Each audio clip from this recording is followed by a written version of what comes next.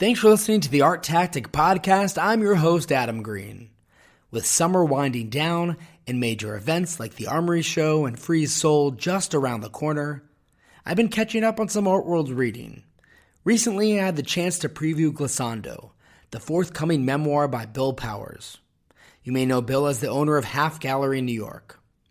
In his memoir, Bill recounts a series of captivating and insightful stories from his journey through the art world, including his interactions with renowned artists, gallerists, and critics. It was an easy read. I really enjoyed it. Bill's also the author of a second book, Early 21st Century Art, which is a series of interviews with artists including Lisa Yuskavich, Cecily Brown, Mark Rochon, Albert Olin, and many others. Both of the books will be launched on September 13th, but you can pre-order them now at Junior Publishing's website, which is www.junior.pub. So in this week's episode of the podcast, we chatted with Bill about his two new books, as well as a variety of topics in the art world. Hope you enjoyed the conversation. Thanks so much for listening.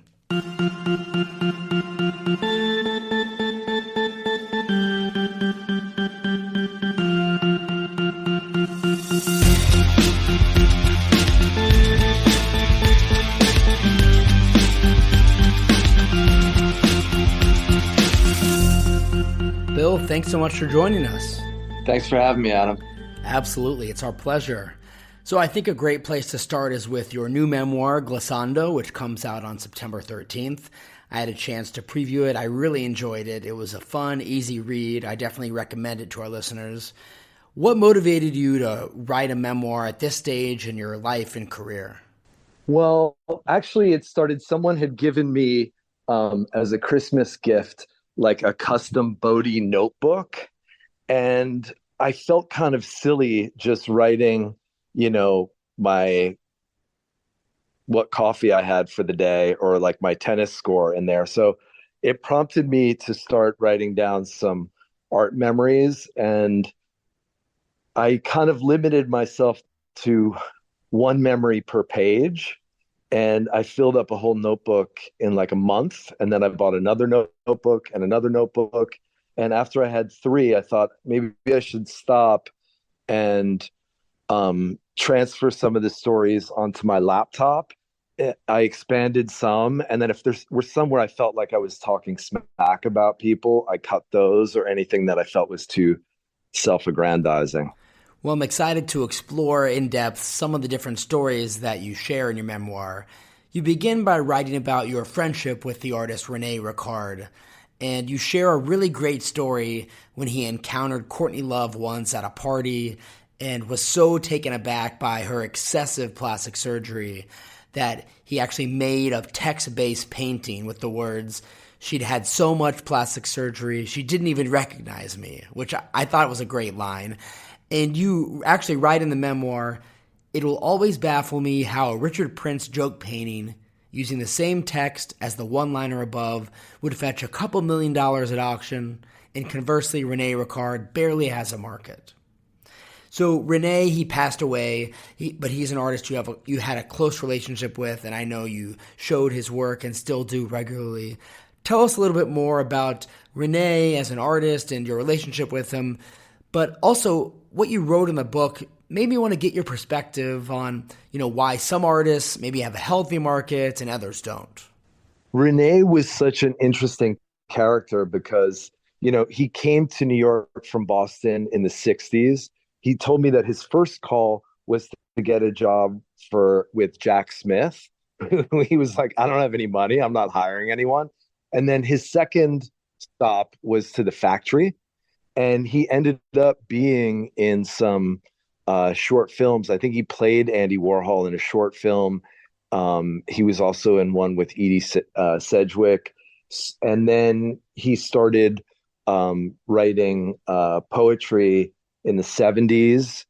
He was also a critic and famously did a cover story for Art Forum called Radiant Child that really put Jean-Michel Basquiat on the map.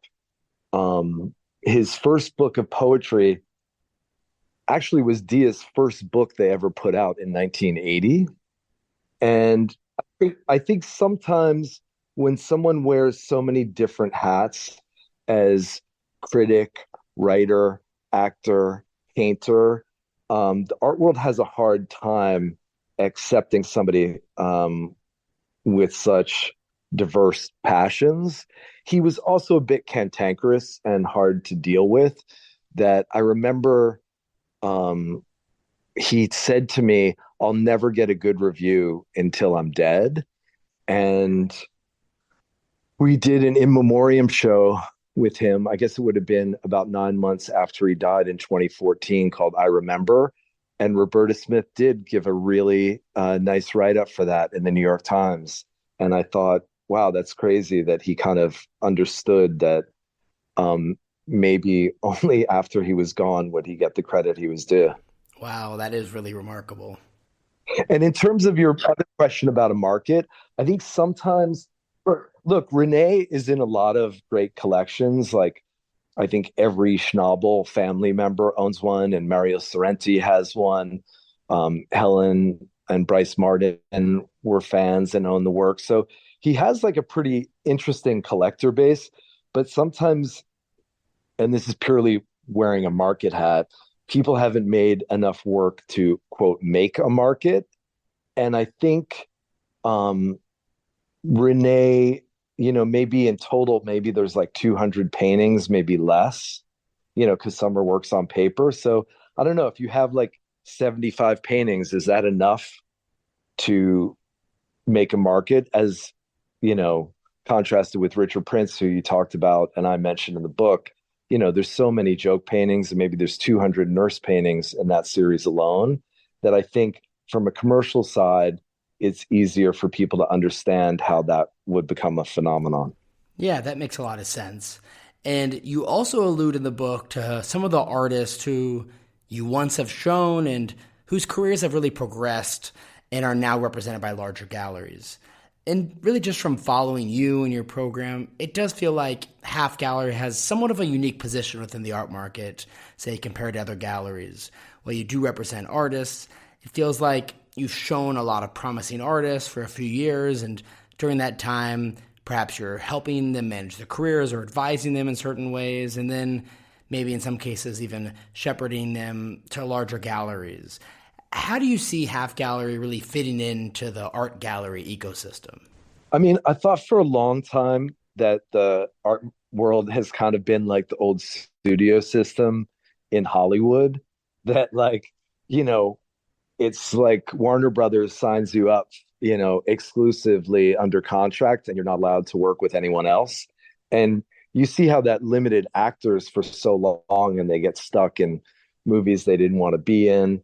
And I think you saw, in the 60s and 70s, that system started to fall apart and people were more free agents. And I do believe that the art world is headed more in that direction. And it's interesting, sometimes when people get famous, they have a lot more freedom to be able to show wherever they want. Someone like Sterling Ruby shows at like 5 different galleries, or Nicholas Party does, or Richard Prince does. So in terms of Half Gallery, there's some artists like Daniel Heidkamp that we've worked for, or worked with for like a dozen years. And then there's other people that I always thought, if someone's going to have a big career, you can either kind of help them get to the next level, or you can beg them not to leave you. So maybe it's a better look, and maybe make it financially better for you to kind of help them get as large an audience as they can, rather than having like scratch marks on their back for, begging them to stay. And I think it's a really positive reflection on you as a gallerist and your eye and talent for identifying and attracting rising artists, and your ability to maintain relationships with certain artists who once showed with you. I think that says something about you and your program. I mean, I always tell artists it's important to remember that the galleries work for you and not the other way around. And I think a lot of times, artists in a rush to be taken seriously, sign exclusive with galleries because they feel like there's some measure of security or safety in that. But really, like most things in life, the onus is on you to be like consistent or successful. I mean, the other advice I'll often give artists, that the two things that you really need, and I think it applies to galleries too, is you need a mix of consistency and novelty. Can you explain what you mean by that? So consistency so that people can kind of identify your work, or even on a gallery side, identify your program and have some measure of, trust or comfort in where you're taking them, and novelty so that there's little surprises along the way. I think that's really great advice. So another individual who you wrote about on multiple occasions in your memoir is Larry Gagosian. And you wrote something that was really fascinating to me, specifically related to his relationship with one of his former artists, Cecily Brown. You said, "I always thought Cecily posed a sort of existential threat to Gagosian when she broke free from the gallery and still remained wildly successful. Cecily proved that there's life after Larry." I thought that was a really interesting quote. It was funny. I remember, and this is a secondhand story, but I think maybe her first show after leaving Gagosian was in London. And again, this was, secondhand, that I think Larry's response was, "Who the fuck is Thomas Dane?" Wow. I really hope that's true, because that, I don't know, it feels on brand. Definitely. And I think your quote is more pertinent now than perhaps ever, because we're in what seems like an unprecedented moment in the contemporary art world, where there's more consolidation of artists from blue chip galleries than ever before. And we've also witnessed a lot of major artists shifting from one blue chip gallery to another. I mean, to Larry's defense, I would say, Jenny Saville has shown with him early on and consistently keeps showing with him. I think sometimes it's safer for an artist, especially if they have low output, like a Jenny Saville or a John Curran, to have more of an anchor gallery like that.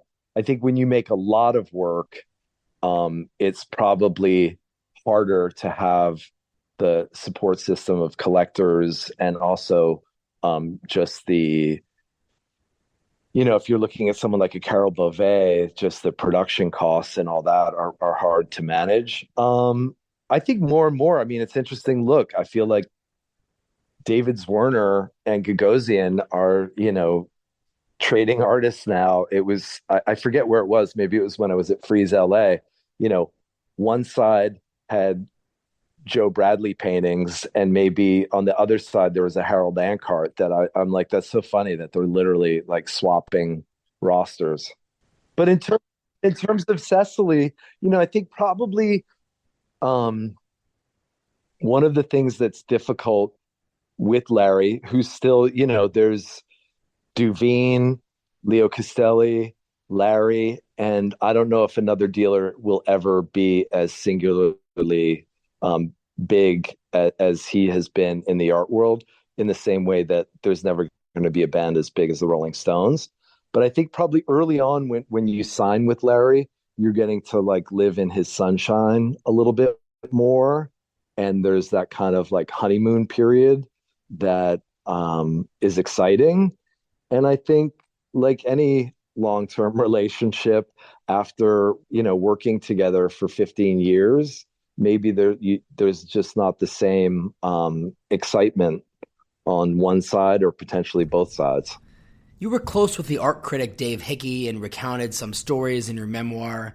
I actually remember once hearing him speak on a panel discussion very early on in my career. He was very candid, very opinionated about the art world. I remember having never seen anything like it before. For those that didn't know him, what was he like, and how was he perceived in the art world? I mean, I think Dave Hickey, kind of like Glenn O'Brien, was interesting that they both came from backgrounds writing about music. And so they had more cultural reference points to pull from. I think people loved the authority with which Dave spoke. And I talk about it in the book. I heard that when he won the MacArthur grant, the like Genius Fellowship, he went and bought a new Cadillac and then gambled the rest of the money away. But he also could speak very, very seriously about, I think my favorite quote, which is from his book, Air Guitar, that bad taste is the only real taste in America, because good taste is just the ghost of someone else's privilege. And I thought that he just had a lot of interesting perspectives that way, that, if it's kind of how, sometimes you see like a celebrity's house in Architectural Digest and it looks like the lobby of the Four Seasons, and it's because they've been staying at like four-star hotels for so long they thought that that's what their life should look like. Yeah. And so I think that's what Dave was speaking to with that quote. The time that I interviewed him for Purple Magazine, we met at his hotel in Midtown. He was wearing a heart monitor around his neck and like chain smoking cigarettes on the deck while we spoke. So definitely a unique character, and something that I think is largely missing from the art world today. I think it can get a little bit polite and fall under the heading of a good citizen, and Dave Hickey was a real cowboy. Yeah, I wanted to ask you about that, the lack of a presence of critics like Dave Hickey who are very candid and outspoken and opinionated. Why do you think that's missing from the art world today? I mean, I think it's cyclical, and it's fun to see. I don't know who it is, but there's this critic in LA, Diva Corp, that does like anonymous reviews of LA shows. And so there's always like, newcomers and little pockets of writing and criticism that are coming up. So I wouldn't bemoan it too bad. We just are waiting for the next wave. One thing I did notice was that you didn't mention art collectors very much in the memoir. I'm curious if there are a few pieces of general advice you tend to give to newer collectors or even established collectors trying to refine their collections or switch paths on their collecting journey. Yeah, I mean, it's definitely an interesting time in the art world right now because, so much of the speculative aspect is gone for various economic issues. So I think for a collector, chasing heat is never a good strategy. I also think you have to kind of separate yourself from like a hype beast mentality that if there's a wait list, I should get it. Sometimes people are overly reliant on the idea that they're getting access. Like I remember, I'm a fan of Mark Bradford, but I remember at Zona Mako maybe 2 years ago, they had a solo booth of monoprints by him. Maybe they were like $85,000 each. And I think people were like, wait, I can get a Mark Bradford from Hauser. They're going to let me buy something. And I'm like, that's not a great reason to buy something for yourself. I think right now, I always advise people to do their homework. I think sometimes it's great to engage with an advisor because you can get a certain level of expertise and access that you might not get or you definitely wouldn't get as a new collector. But that doesn't mean that you shouldn't do your homework, and that, sometimes you can get a great painting at auction for less than you would get it from a gallery. Someone like, and I'm fans of both these artists, like Francesco Clemente or Julian Schnabel, are often underwater at auction on their pricing, meaning that you can get something from Christie's by Clemente that would cost more from his gallery than it would to get it secondary. I think those are all great pieces of advice. And as you mentioned, the market has softened a bit and there isn't as much of that hysteria or that kind of hype beast waiting list as you alluded to. And so as a result, I think collectors they have an opportunity to be more discerning and selective and kind of take a step back and reflect on who are the artists that they want to focus on and collect. And sometimes that may lead you to buying things on the primary market, or other times there may be good opportunities on the secondary market. The other piece of advice I would give that's from my friend Artie Nelson, who's a collector and a writer and has a gallery in LA called One Trick Pony. He once said to me years ago, never buy the postcard of the thing you really want. And I think that's great to give to new collectors. if you're like, hey, I just got, um, my first Yves Klein. And then it's a postage stamp that he made as a multiple, in the 1950s or something. Like instead of having 20 um, itty bitty things that are kind of like box checking by names, get something more significant that you really like. Yeah, I've seen collectors really early on in their collecting journey make those kind of acquisitions. They resonate with an artist or artists, and they want to collect their work, but they can't afford nice examples. So, as you mentioned, they get really small works or works on paper, and I guess there's nothing wrong with that, certainly, but generally, I would say try to get the best examples you can that you can afford. So maybe there's certain artists that just you aren't able to collect at this moment because they're too expensive, but there's many great artists at all different price points. So I think if you can focus on getting high quality examples by artists, that's the best way to really build a collection. I do also want to ask you about your other book that comes out on September 13th. It's titled Early 21st Century Art, and it's a series of interviews you've done with many prominent artists, Lisa Yuskavage, Cecily Brown, Mark Grosjean, Albert Olin, many others. Why did you decide to release this book at this time? I mean, I started off before I had a gallery. I was writing for the New York Times, and maybe for like 10 years before I opened Half Gallery. And I wanted to continue that even after I was selling art. And sometimes I had to recuse myself. Like I remember for the New York Times or for Art News, where I did an interview column for like a year. If I was a contributor, they wouldn't cover the exhibitions I put on. So I thought that was unfair to the painters I was working with. But since then, I've still done a couple of things for GQ Style. So like the Larry Gagosian interview that's in the book originated for GQ. And then some of the other interviews are for Purple Magazine, Muse Magazine. I think there might be a couple that first appeared in Art News and also Otra Magazine. So the last interview in the book is actually the most recent, when I sat down with Hilton Alls last month. And I thought it was fun to kind of have the last interview in the book literally be from like 3 months before publication date. And as you reflect on these interviews and conversations with really successful artists, were there any unifying qualities that you think help drive them to be successful? We have a lot of rising artists that listen to the podcast, and I think hearing that would be especially valuable to them. I mean, I think sometimes it's worth seeing how different painters have systems that work for them in the studio.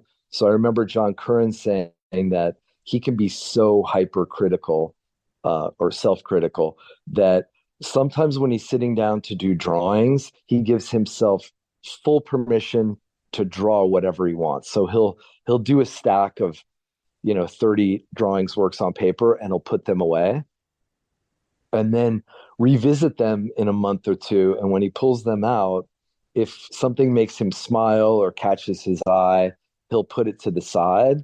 And often he's drawn to humor in his own work. And so if he sees something that makes him laugh, he'll think, how can I translate this from being a drawing into a painting, remove the jokiness, but still keep some of the humor? And then someone like, it's not in this interview's book, but I remember I interviewed Kara Walker. This is my second volume of interviews. Gagosian had put out interviews with artists in 2013, and I'd had a Kara Walker interview, and she would almost treat it like an endurance test, where she would sit down and be like, I have to do 40 drawings right now. Let's go. And it would almost be kind of forcing through yourself through the frustration barrier to get to the other side. So I don't know. I think everybody has to kind of figure out a system that works for them. And I think sometimes it helps to see how other people have arrived at a practice that feels generative. Bill, thanks so much again for coming onto the podcast. We really enjoyed the conversation. And as we mentioned, you can pre-order Bill's memoir as well as his artist interview book right now at Junior Publishing's website, which is www.junior.pub. And since we have you here, tell us what you have planned at Half Gallery for the rest of the year. Our fall programming is we're going to have a solo show with Emma Stern opening on September 4th. Then in October, we're doing an Andy Dinkins solo, followed by an Ian Felice solo in November. And then you can come visit us at the Armory Show next week, where we have a group presentation. Perfect. Thanks so much again, Bill, and I'll see you next week at the fair. Thank you, Adam. Bye now.